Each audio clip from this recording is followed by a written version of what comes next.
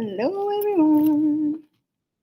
Okay, so we are here for Act 2 notes. Okay, all right. So, let's close out of this. All right, Act 2 notes. Let's get started. So, Scene 3. We left off. Last scene was the balcony scene where Romeo ditched his cousin Benvolio and his friend Mercutio. And went and met with Juliet at Juliet's place. So this is the morning after. So scene 3 starts. In the early morning, Friar Lawrence enters holding a basket.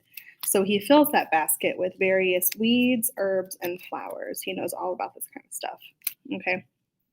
So Romeo enters, and Friar Lawrence guesses that Romeo has not slept the night before, just by the looks of him. Okay.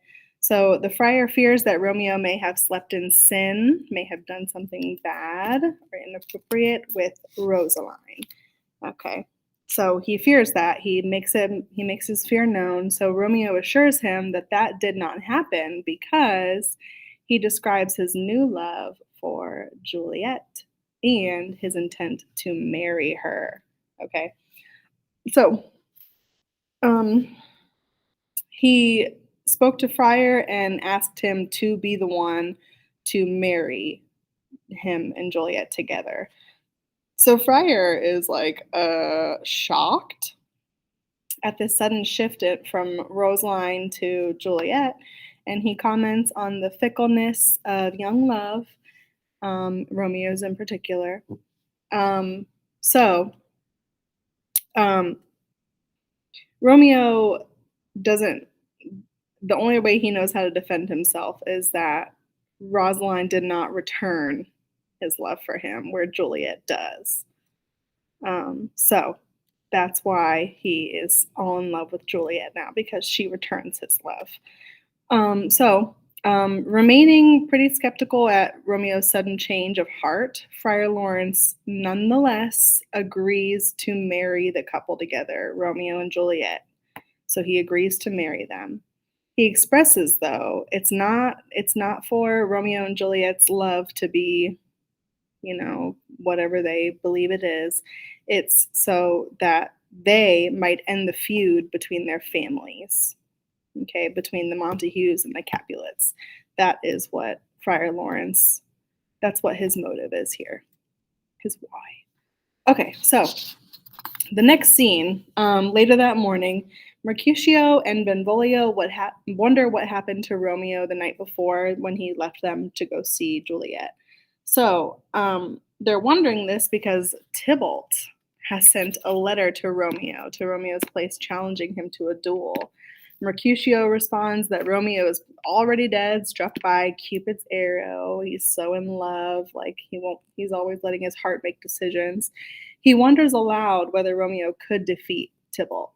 So this makes Benvolio come to Romeo's defense, and Mercutio describes Tybalt as a master swordsman.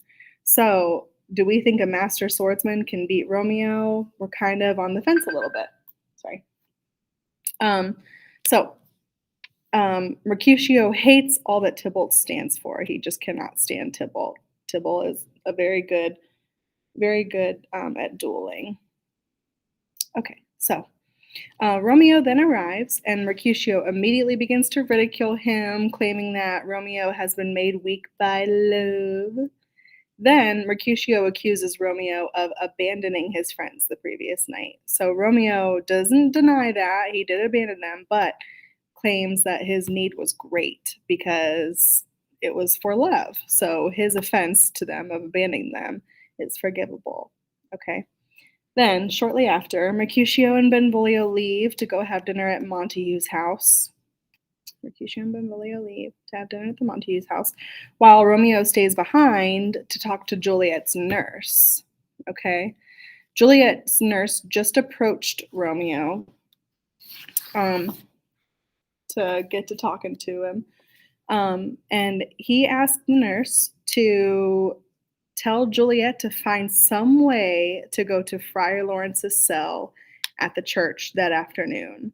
Why would she need to go to Friar Lawrence's cell that afternoon?